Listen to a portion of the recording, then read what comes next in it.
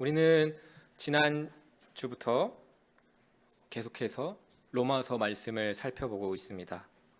로마서는 어떤 책으로 알고 계신가요? 로마서는 복음의 정수, 십자가의 교리, 기독교의 핵심 교리를 담고 있는 책이라는 것을 우리는 알고 있습니다.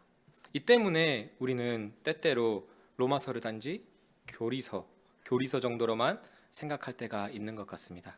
특히 오늘 본문처럼 이신칭의 믿음으로 말미암아 의롭게 된다라는 이 구절을 볼 때마다 우리는 이런 생각을 지금 할 수도 있을 것입니다. 그거 들어본 말씀이야. 또 믿음으로 구원받는다는 이야기잖아. 익숙해. 그런데 내가 또 들어야 될 이유가 있을까? 라는 생각을 가질 수 있는 것이죠. 하지만 우리가 잊지 말아야 할 한 가지 사실이 있습니다. 로마서는 단순히 교리서가 아니라 서신서라는 사실입니다. 특정한 상황과 어려움 가운데 있는 이 로마 교회를 향해 사도 바울은 복음을 이미 알고 있고 예수를 믿고 있는다고 하는 이 로마 교회를 향해 편지를 쓰고 있다는 것입니다. 그렇다면 우리에게 질문이 생깁니다. 이미 복음을 알고 있는 사람들에게 왜 사도 바울은 다시금 복음을 전하고 있는 것일까요? 그 이유는 복음을 안다라고 생각하지만 실제로는 로마 교회가 복음을 전혀 모르는 사람들처럼 서로를 차별하고 판단하는 자리 가운데 살아가고 있었기 때문입니다. 그래서 오늘 우리는 총 3가지 질문을 중심으로 함께 말씀을 살펴보겠습니다. 첫 번째, 무엇이 차별인지? 두 번째, 그렇다면 우리는 왜 차별하는가? 마지막으로, 그렇다면 우리는 어떻게 이 차별에서 벗어날 수 있는가를 하나씩 살펴보겠습니다. 첫 번째, 무엇이 차별일까요? 로마 교회 안에는 서로를 향한 보이지 않는 벽이 있었습니다. 겉으로는 한 교회처럼 보였지만 속으로는 유대인과 헬라인이 서로를 향해 먼 거리를 두고 있었습니다. 유대인들은 헬라인들을 보면서 이렇게 생각하고 있었습니다. 우리는 율법을 받은 백성들이야. 하나님이 선택하신 민족이야.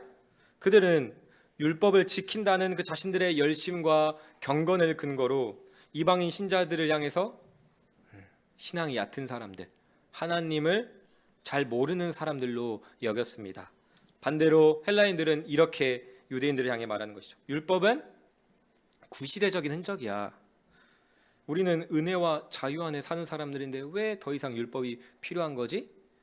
그들은 각각 자신들이 전통과 규범에서 해방된 자유인이라고 생각하면서 유대 신자들을 향해서 답답한 율법주의자들, 형식적인 신앙인, 영적 꼰대로 여겼습니다.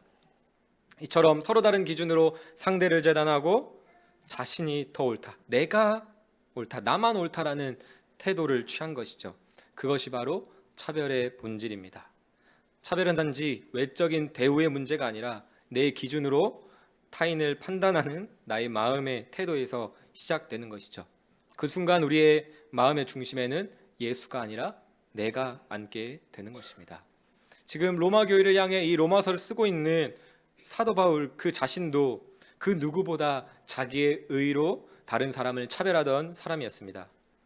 우리가 잘 아는 것처럼 사도 바울은 율법과 전통에서 누구보다도 철저한 바리새인 중에 바리새인이었습니다. 그래서 빌립보서 3장에서 스스로도 이렇게 이야기합니다. 나는 8일 만에 할례를 받고 이스라엘 족속이요 베냐민 지파요 히브리인 중에 히브리인이요 율법으로는 바리새인이요 열심으로는 교회를 박해하는 자요. 이렇게 바울은 율법에 대한 열심과 자신이 쌓은 종교적 의로움 때문에 예수님을 믿는 사람들을 하나님을 모욕하는 자들, 율법을 더럽히는 자들로 여겼습니다. 그렇게 그는 그들을 판단했고 멸시했고 결국에는 죽이기까지 했습니다. 의로운 마음이 폭력적인 차별로 이어진 것입니다. 그의 열심은 그의 신앙의 확신처럼 보였지만 사실은 자기의 의에 근거한 차별의 열심이었습니다. 내가 옳다, 율법을 잘 알고 있는 나의 행동이 옳음, 자기 기준의 옳음으로 다른 사람을 틀리다라고 규정하는 사람이 바로 예수님을 만나기 전 사도 바울의 모습이었습니다. 이런 차별은 1세기 로마 교회나 사도 바울의 모습에만 있는 것이 아니죠. 오늘날 우리에게도 있습니다. 우리가 살아가는 세상은 자기의 성취를 중심으로 차별하는 세상이고 그 차별은 우리 교회 안에서도 있을 수 있다는 것입니다. 얼마 전 추석 연휴가 있었습니다. 가족 친지들이 다 모이죠. 예수님을 믿는 분들도 계시지만 믿지 않는 분들도 계십니다. 그러면 그 자리는, 그 모임은 어떻게 될까요? 차별과 비교의 축제가 되는 것이죠. 그래서 한 성도님이 최근에 연휴를 지내고 오셔서 이런 말씀을 하셨어요.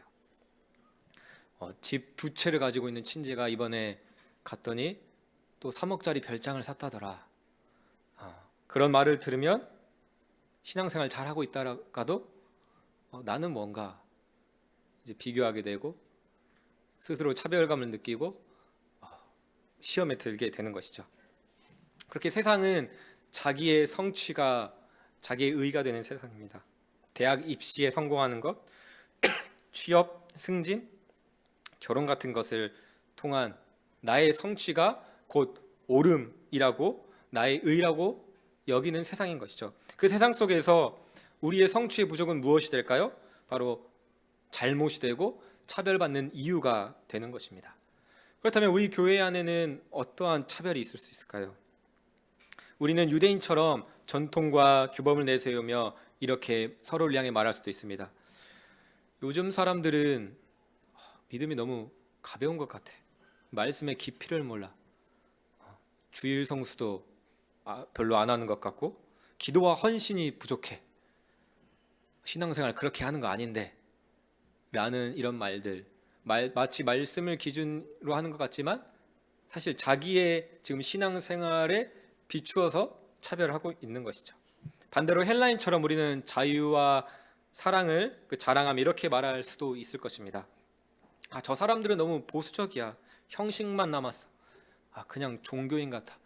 그렇게 할 거면 차라리 안 하는 게 나을 것 같은데, 이제는 시대가 달라졌는데 아직도 저렇게 믿는다고? 답답하네. 이렇게 영적인 꼰대로 바라봅니다. 한쪽은 전통으로, 한쪽은 자유로 서로를 틀렸다고 규정하며 마음의 벽을 쌓고 서로를 차별하는 것이죠. 이뿐 아니라 교회 안에는 더 미묘하고 더 깊은 차별이 있습니다. 우리가 차별이라고는 생각조차 못했던 그런 차별이 있는 것이죠. 그것은 바로 성경을 기준 삼아 서로를 향해 판단하고 차별하는 것입니다. 제가 모교회에서 청년으로 있을 때 청소년부를 섬겼을 때가 있습니다. 그때 청소년부 찬양팀을 섬기던 그 리더와 함께 식사하는 자리를 가졌습니다. 고민을 이야기를 하더라고요. 애들이 너무 지각을 자주 한다. 너무 쉽게 빠지는 것 같다. 얘네 다 못 서게 해야 된다. 그런 애들 때문에 지금 잘하고 있는 애들까지 물을 흐리는 것 아니냐. 다 이제 못하게 해야 된다. 라는 이런 주장들, 우리의 생각, 우리의 판단으로 할까요? 우리는 이런 말들 할 때 다 사실 성경을 근거로, 성경을 가지고 와서 이야기합니다. 어떤 본문을 가지고 그분이 그렇게 주장했을까요? 구약의 고라 자손의 반역, 아간의 범죄를 봐라. 하나님께서 그들을 즉각 심판하셔서 공동체를 거룩하게 하시지 않았냐. 저는 그 말을 듣고 깜짝 놀랐습니다.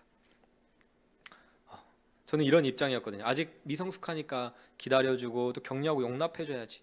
하나님께서도 그렇게 기준을 지키지 못하는 우리를 용납해주시고 사랑해주지 않으셨느냐라는 반문을 했죠. 그런데 이미 답변하는 제 마음속에는 그를 향한 판단과 차별이 있었습니다.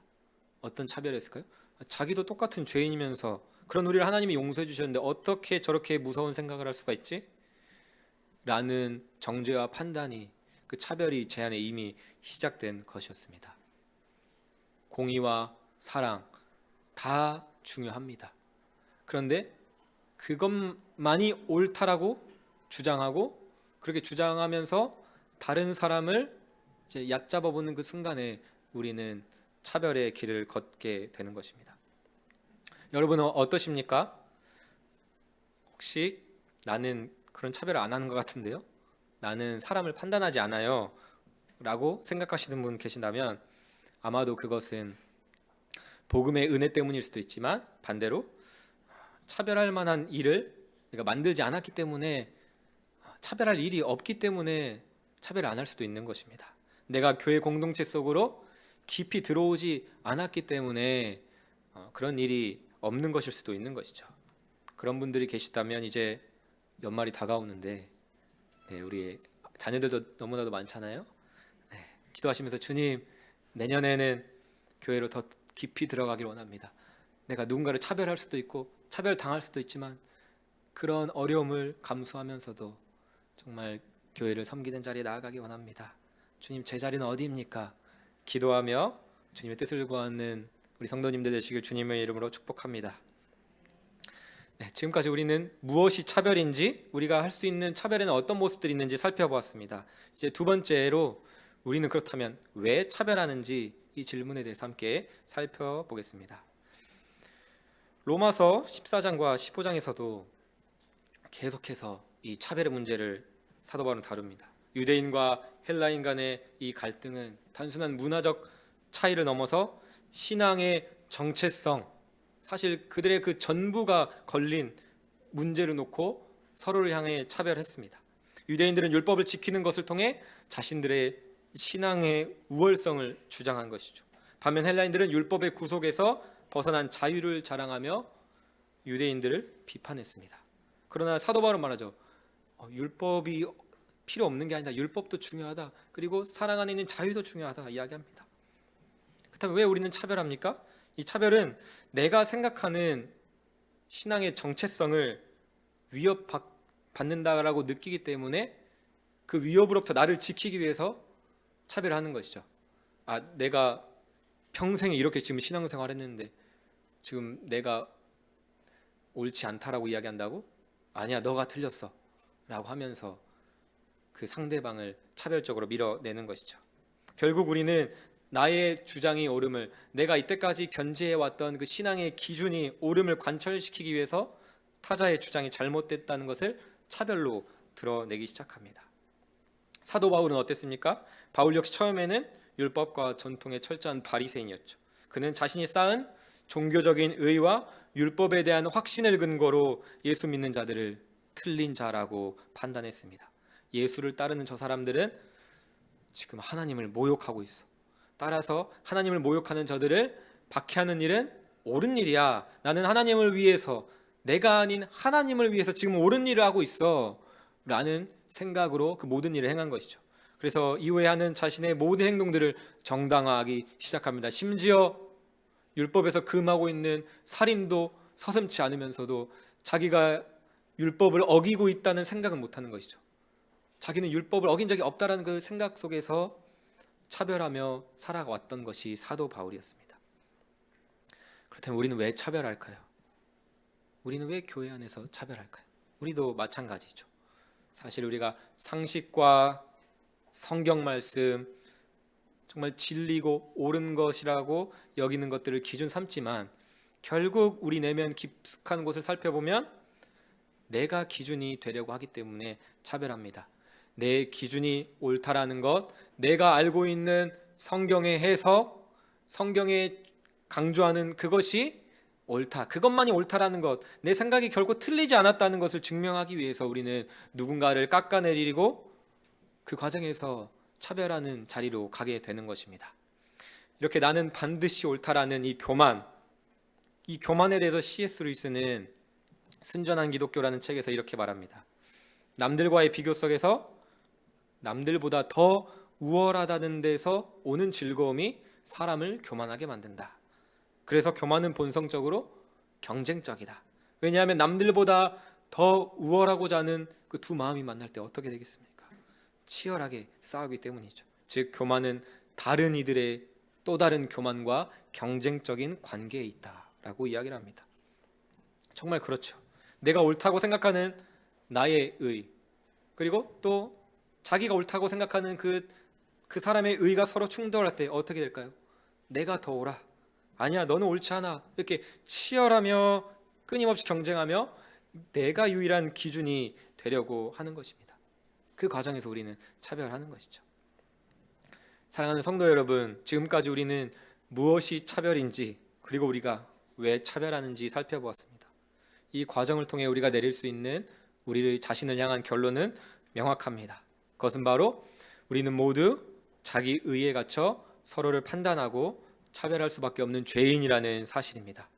아직까지도 이 사실이 인정되지 않고 인정하고 싶지 않은 그 마음이 있다면 그 마음조차도 여전히 나의 옳음을 내려놓고 싶지 않는 나의 교만이라는 것을, 그것까지도 우리는 깨달아야 합니다. 그렇다면 세 번째로, 이 차별의 굴레에서 벗어날 수 있는 방법은 무엇일까요? 어떻게 이 차별에서 우리는 벗어날 수 있을까요? 그것은 바로 예수님을 만나는 것입니다. 단순히 복음의 진리, 교리를 읽고 지식으로 축적하는 것이 아니라 그 말씀을 우리의 삶 속에서 인격적인 하나님과의 인격적인 관계 안에서 만나는 것입니다. 오늘 이 편지를 쓴 사도 바울, 차별의 끝판왕이었던 사도 바울을 볼까요? 그는 과거 율법과 자기 의에 사로잡힌 자였죠. 예수님을 믿는 사람들을 하나님을 모욕한다고 생각하며 열정적으로 교회를 박해하던 자였습니다. 그런 그가 어느 날 오늘도 어김없이 죽이러 가는 길, 차별하러 가는 그 길에 다메섹 도상에서 예수님의 음성을 듣습니다. 하늘에서 들려오는 빛나는 광채와 주님의 음성을 듣습니다. 사울아, 사울아, 네가 어찌하여 나를 박해하느냐? 사울이 대답합니다. 주여, 누구시니까? 네가 박해하는 예수라. 이 말을 들었을 때 사울이 할 수 있었던 반응은 무엇이었을까요? 첫 번째, 헛것을 보았다. 헛것을 들었다고 생각하면서 무시하는 것일 겁니다. 아, 내가 지금 너무 열심히 죽이러 다니느라 지쳤구나. 헛것이 보이는구나, 헛것이 들리는구나 라고 무시할 수가 있겠죠. 하지만 사울은 무시하지 못합니다. 아마도 사울은 지금 하나님께서 나를 만나주시는구나, 아브라함과 이삭과 야곱을 만나주셨던 하나님이 지금 나를 만나주신다는 것을 본능적으로 알았을 것입니다. 그렇다면 이제 사울이 예상할 수 있는 다음 일은 무엇일까요? 평생에 부정하고 잘못되었다라고 말했던 그 예수가 진짜였고, 진짜일 뿐만 아니라 그 예수가 하나님이라는 것을, 그 진실을 마주했을 때 사도 바울이 할 수 있는 반응은 무엇입니까? 뭐라고? 예수가 진짜 하나님이었다고? 아, 그렇다면 나는 죽게 되었구나. 왜 사울은 이제 자기가 죽게 되었다고 생각했을까요? 자기가 하나님인 줄 알고 착각할 때에는 살인하지 말라는 계명을 정당화했었는데, 이제 예수님을 만나고 하나님을 위한 게 아니라 나를 위해 한 것이었구나, 자기의 의인 줄을 깨달은 것이죠. 그리고 그 순간 살인하지 말라는 율법, 그가 그토록 지키려고 했던 율법을 어긴 자가 바로 자기 자신이라는 것을 보게 되었을 것입니다. 더 구체적으로 이야기하면 구약 율법을 기준에 의하면 사울은 고의적인 살인자에 해당했습니다. 우발적으로 살인한 자와 고의적으로 살인한 자에 대한 벌이 다른데요. 고의적으로 살인한 이 사울이 받게 될 처벌은 무엇이었을까요? 살인에 대한 벌은 사형이었습니다. 고의적으로 살인한 사울은 이제는 사형에 해당할 만큼 중대한 죄를 지은 죄인의 자리로 지금 하나님 앞에 선 것이죠. 율법에 대해서는 완전하다고 생각했던 사울은 그 자신이 이제는 사형에 해당할 만큼 중대한 죄를 지은 죄인임을 깨닫고, 아, 예수가 진짜라고? 그렇다면 이제 나는 사형이구나, 나는 죽게 되었구나 라는 생각을 했을 것입니다. 그런데 그 순간 예수님은 그에게 그의 죄에 대한 책임을 물으시지 않으십니다. 이제 너의 목숨을 받아야겠다 라고 말씀하는 것이 아니라 그 대신 내가 너를 통해 할 일이 있다, 너를 통해 네가 감당할 나의 일이 있다라는 것을 말씀하십니다. 왜 예수님은 사울에게 그 사울의 죄에 대한 책임을 물으시지 않으셨을까요? 로마서 3장 24절 25절 말씀입니다. 제가 읽어드리겠습니다. 그리스도 예수 안에 있는 성령으로 말미암아 하나님의 은혜로 값없이 의롭다 하심을 얻은 자 되었느니라. 이 예수를 하나님이 그의 피로써 믿음으로 말미암는 화목제물로 세우셨으니 이는 하나님께서 길이 참으시는 중에 전에 지은 죄를 간과하심으로 자기의 의로우심을 나타내려 하심이니. 속량은, 여기서 말하고 있는 속량은 노예를 값을 지불하고 산다라는 의미입니다. 사울이 그의 죄에 대한 책임을 지지 않는 이유는 단 한 가지입니다. 그가 차별했던 것 말고도 하나님의 율법을 열심히 지켰던 그 의가 아닌 것이죠. 오직 자기의 의의 노예, 교만의 노예로 살아가던 사울을 위해서 예수님께서 값을 지불하고 사셨기 때문입니다. 자신의 몸으로 자기의 피를 값으로 지불하여 살인자 사울을 사셨기 때문입니다. 그래서 25절의 말씀처럼 하나님은 사울의 죄와 우리의 죄를 간과하십니다. 왜냐하면 예수님께서 우리의 화목제물이 되어주셨기 때문입니다. 사울은 그렇게 수도 없는 살인을 저질러 사형당해야 마땅한 자신을 위해 대신 사형당하신 예수님을 만났습니다. 그렇게 다메섹 도상에서 예수님을 만난 사울은 변화되었습니다. 교만과 차별로 살인을 정당화할 만큼 눈이 가리워져 있었던 사울은 이제 그 눈이 밝아져 이제는 교만과 차별 가운데 있는 로마 교회를 향해, 뭐야, 너네 말씀 알잖아, 복음 들었잖아, 그런데 왜 지금 너네 그러고 있어? 라며 정죄하거나 판단하는 것이 아니라 예수님처럼 다시금 그들에게 복음의 사랑을 전하는 자가 되었습니다. 예수 믿는 자를 박해하고 유대교 밖에 있던 모든 이방인을 박해했던 사울은 이제 이방인을 위한 사도가 되었습니다. 그들을 박해하던 자가 그들을 사랑하고 그들에게 복음을 전하는 자가 된 것이죠. 그것을 증명하듯 이름도 이제 헬라식으로 바울, 작은 자라는 이름으로 활동합니다. 그렇습니다. 사도 바울은 자신의 전 생애를 통해 자신이 얼마나 흉악한 죄인이었는지, 하지만 동시에 예수를 만나 얼마나 큰 사랑과 용납과 용서를 받았는지 경험했습니다. 우리에게도 이 두 가지 경험이 반드시 필요합니다. 나라는 사람이 내가 생각하는 것보다 얼마나 더 흉악한 죄인인지를 깨닫는 것, 그러나 동시에 나는 내가 생각하는 것보다 훨씬 더 큰 사랑을 받았구나, 훨씬 더 큰 용납을 받았구나 라는 것을 우리는 깨닫고 경험해야 합니다. 하지만 이 경험은 우리의 힘으로 되지 않습니다. 오직 성령 하나님의 은혜로만 됩니다.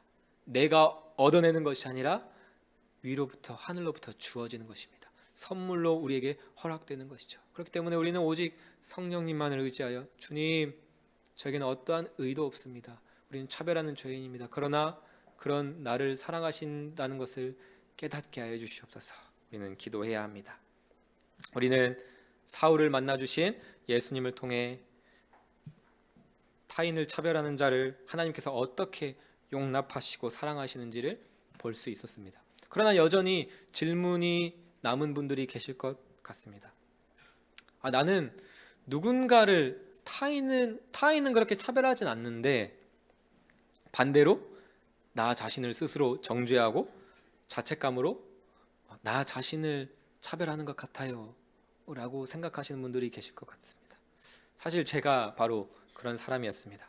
그래서 지금부터 이제 우리 교회에서는 처음이자 마지막으로 정말 하나님께서 저를 부르시고 이 자리까지 왔던 이야기를 풀 스토리로 한번 들려드리려고 하는데요. 이제 다음에는 길게 안 할 거예요. 그러니까 이제 목사 임직 기념 선물로 들어주신다라고 생각하시고 한번 들어주시면 감사하겠습니다. 그리고 죄인의 삶을 통해 또 우리 모두에게 주실 은혜가 있으리라고 생각합니다. 저를 하나님께서 처음 주의 종의 길로 부르신 것은 고3 수능 마치고 이제 보조교사로 참여했던 청소년부 겨울 수련회 저녁이었습니다. 그렇게 수련회 마지막 날 밤 고등부 목사님은 3시간, 4시간씩 기도를 시키셨어요. 그렇게 열심히 우리 청소년들을 위해서 기도하고 있는데 그 어느 순간에 제 마음에 확 하나님께서 생각을 넣어주시고 마음에 불어넣어주시는 그 마음들이 있었습니다. 그 순간 저를 하나님께서 만나주신 것이죠. 네가 어릴 적부터 목회자들을 보면서 저 영혼을 살리는 일은 너무나도 귀한 일이구나 라는 그 마음을 누가 주었는지 아느냐? 저에게 물으시는 것 같았어요. 그리고 저희 교회 부흥회가 되게 많았었는데 엘리야와 엘리사 설교를 했던 그 부흥회 때, 이제 부흥회 때 항상 마지막 날 축복기도 받는 시간이 있었는데, 그때 저는 이런 생각 가운데 이런 기도 제목을 드렸어요. 엘리사가 엘리야에게 성령의 갑절의 능력을 구했구나. 그런데 생각해 보니까 그때로부터 몇천 년이 지났고 지금 내가 살아가는 세상은 더 악한데 갑절의 능력으로는 안 되겠다.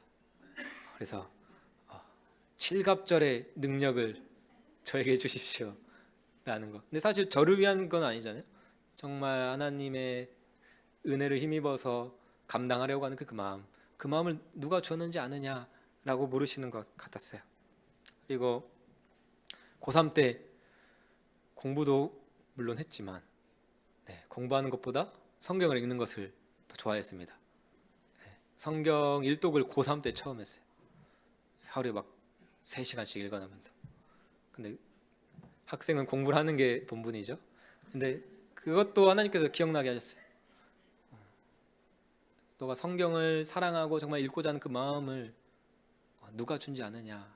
그렇게 하나님의 은혜, 그 영적인 것들을 사모하는 그 마음들, 그 기억의 조각조각들이 그 순간 다 떠오르게 하시면서 이제 마치 그 퍼즐 조각들이 하나의 완성된 퍼즐로 저에게 다가오는 것 같았습니다.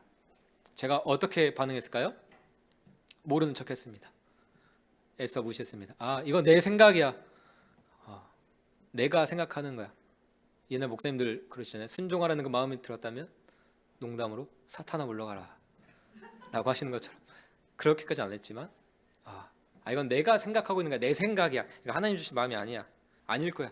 나 같은 사람이 어떻게 라는 생각 가운데 그런 마음도 있었죠. 하나님 지금 대학교 다 이미 정해졌는데 알려주실 거면 빨리 알려주시지. 왜 이제 지금 이제서야 알려주십니까? 그래서 저는 그렇게 대통령이라는 꿈을 안고 조선대 정치외교학과에 입학했습니다. 어떻게 되었을까요? 하나님의 부르심을 무시하고 갔던 대학 생활은 철저하게 무너졌습니다. 저의 학점은 마치 선동열과 우리 류현진 투수의 방어율을 보는 것 같은 학점이었습니다. 0점대까지 내려가는 건 아니었지만 1점대로 머물렀죠. 그렇게 수업도 안 들어가고 동아리에서 통기타 치면서 놀면서 배짱이처럼 누워있고 또 친구들이랑 어울려서 잔뜩 술에 취해 집에 들어갈 때가 참 많았습니다. 그런데 너무나도 신기한 것은 이렇게 술집에서 술을 마시고 이제 중간중간 화장실에 가잖아요. 이렇게 이제 벽에 머리를 쳐박고 소변을 누고 있는데 그 순간에도 정말 하나님의 그 부르심의 그 소리가 너무나도 저에게 크게 들려왔습니다. 지금 이러면 안 되는데, 하나님께 돌아가야 하는데, 부르심에 대답해야 되는데, 그 순간에도 하나님이 나를 지금 기다리고 계신다는 것, 하나님이 나를 바라보시고 나와 함께하고 계신다는 것을 무시할 수 없었습니다. 그것을 무시할 수 없을 만큼 분명하게 느끼게 해주셨습니다. 그럼에도 저는 여전히 하나님의 부르심에 응답하지 않았습니다.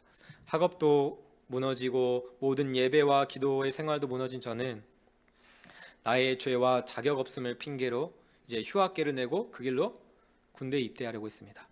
도피하려고 한 것이죠. 그렇게 가능한 빨리 입대할 수 있는 곳으로 이제 모집병으로 지원했습니다. 논산훈련소 조교병으로 지원해서 이제 논산에 가서 열심히 뛰고 체력 검사도 다 하고 면접까지 다 봤습니다. 그리고 인간적인 방법을 동원해서 합격할 수 없을 그 정도로 다 조치를 해놨어요. 그런데 다 끝나고 나니까 갑자기 우리 신체 등급 2등급까지 제한이 있다. 갑자기 거기서 처음 알게 된 거예요. 지원할 때는 신체 등급 제한이 없었는데 그냥 세상 사람이 봤을 때는 인간의 행정적인 실수로 볼 수 있겠지만 저는 그때 느꼈습니다. 하나님이 지금 나를 막으시는구나. 내가 응답하지 않고 하나님께 엎드리지 않고 그냥 무시한 채로 그냥 떠나는 것을 하나님은 원치 않으시는구나. 그 하나님의 마음을 알게 되었습니다. 그래도 하나님께 반응하는 것은 쉽지 않았습니다. 왜냐하면 학교 생활도 무너지고 이제 어떻게 됐습니까? 이제 도피하려고 군입대하려고 그랬는데 군입대도 막혔잖아요. 최후의 보루가 끊겼습니다. 그런 상황에서 어떤 목표도 비전도 삶의 의미도 없는 거예요. 그렇기 때문에 페인처럼 하루하루를 지내왔습니다. 하루 종일 컴퓨터 게임 붙잡고 날을 새다가 해가 뜨면 이제 잘 시간이다. 그때 자면 오후 3시, 4시에 일어납니다. 우리 자녀들 그런 자녀들 있나요? 3시, 4시에 일어나서 이제 한 끼 먹고 다시 힘차게 하루 일과를 시작합니다. 열심히 게임을 하는 것이죠. 근데 그런 와중에도 신기한 것은 그렇게 자다가 제가 눈 뜨자마자 했던 것은 기도였습니다. 무기력하고 아무것도 할 수 없는 상황에서 무엇을 기도해야 될지도 모르는 그 상황 속에서 기도의 내용이라고는 전혀 없는 그 기도를 그 침대맡에서 무릎 꿇고 했습니다. 그렇게 기도하다가 쥐가 나면 침대에 누워서 다시 잠드는 것이죠.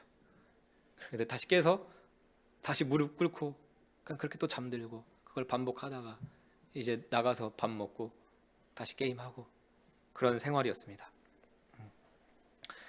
참 감사한 것은 모교회가 기도를 강조하던 교회여서 그 당시 매일 밤 기도회가 있었습니다. 그냥 잠깐이 아니라 365일 매일 밤 기도회 한다면 우리 교회 많은 분들이 다른 교회를 찾아 나서시지 않을까. 네. 어느 날 그 기도회에 참석해야 된다는 마음을 하나님께서 주셨어요. 그래서 그 기도회에 참석하기 시작했습니다. 그때부터 나의 자격 없음으로 나 자신을 차별하는 나와 그런 자격 없는 나를 부르시는 하나님의 씨름이 시작되었습니다. 근데 그때 밤마다 드리던 저의 기도의 내용은 이랬습니다. 하나님, 사람 잘못 보셨습니다. 하나님, 저는 아닙니다. 저의 모습을 보십시오. 생활도 엉망이고 무엇보다도 하나님의 은혜를 받아놓고도 다시 하나님을 배신하고 세상에 빠져 살아가고 있지 않습니까? 저에게는 그 어떠한 죄보다도 하나님의 은혜를 경험한 자로서 그 하나님의 은혜를 맛보았음에도 하나님을 배신하고 떠나는 그 죄가 저에게는 너무나도 괴로웠어요. 그래서 저 자신을 자책하고 정죄를 넘어서 혐오했습니다. 하나님, 저는 진짜 개 XX입니다. 개도 주인이 사랑을 주면 그 은혜를 알고 충성을 다하는데 저는 그 은혜를 받아놓고도 알면서도 여전히 또 돌아서는 하나님 배신하는 죄인입니다. 그런 제가 어떻게 이 길을 가겠습니까? 저는 못하겠습니다. 그런 기도가 밤마다 반복되었습니다. 얼마나 하나님께서 마음이 아프셨을까요? 저는 그렇게 살아가는 와중에도 그 청년의 시기에 주일 저녁 예배 찬양팀 싱어로 섬겼습니다. 이렇게 늘 자격 없는 마음으로 죄인의 모습으로 섰죠. 그렇게 찬양을 고백할 때마다 그 찬양의 아름다운 가사와는 정반대로 살아가는 나의 모습을 보며 그 가사를 내 입술로 고백하기가 너무나도 불편하고 어려운 그 모습들이 있었습니다. 그런데 그럴 때마다 하나님은 저를 결코 정죄하지 않으셨습니다. 그때마다 하나님의 사랑을 느끼게 해주셨습니다. 나는 너를 결코 정죄하지 않는다. 너는 지금 너를 판단하고 차별하고 정죄하고 있지만 나는 결코 너를 차별하지 않는다. 나는 너를 판단하지 않는다. 나는 너를 너무나도 사랑한다. 난 너를 무지무지 사랑한다. 네가 생각하는 것보다 얼마나 더 큰 사랑을 받는지 너가 깨닫기 원한다. 그 마음을 저에게 부어주셨습니다. 그렇게 저는 매일 주일 저녁 밤마다 찬양은 부를 수 없고 그렇게 용납하시고 용서하시는 하나님의 사랑 앞에서 매일 주일 저녁 밤마다 울 수밖에 없었습니다. 그래서 그 하나님의 차별 없는 사랑과 무한하신 용서 앞에 결국 드디어 저는 굴복했습니다. 그렇게 전 하나님께 바뀐 기도로 나아가게 됐습니다. 하나님, 이 길을 가겠습니다. 나의 자격 없음, 나의 죄가 하나님의 사랑 앞에선 결코 문제가 되지 않는다는 것, 나의 죄, 나의 연약함이 아닌 하나님의 은혜와 하나님의 크심을 바라보며 이 길 가게 하여 주시옵소서. 그렇게 기도했습니다. 그렇게 달라진 기도를 올려드리고 순종하기로 결단하고 신학교에 입학했습니다. 그렇게 시작한 신학교 1학년은 어땠을까요? 잘했을까요? 똑같이 선동열, 류현진의 방어율을 기록합니다. 그때 제 마음은 어땠을까요? 너무 죽고 싶었습니다. 이렇게까지 또 순종까지 하고 결단했는데, 그러면 하나님 나를 이제 단숨에 변화시켜 주셔서 수업도 안 빠지고 예배도 안 빠지고 성실하게 그렇게 이 길 갈 수 있도록 해주실 것 같았는데, 그 변하지 않는 나의 죄악되고 게으른 모습을 보면서 나는 구제불능이구나, 답이 없구나, 너무나도 괴로웠습니다. 근데 그렇게 괴로운 시기에 하나님께서 마틴 로이드 존스 목사님의 로마서 강해를 또 접하고 읽게 해주셨습니다. 그 로마서 강해 1권이 바로 오늘 우리가 읽은 로마서 3장 21절부터 시작합니다.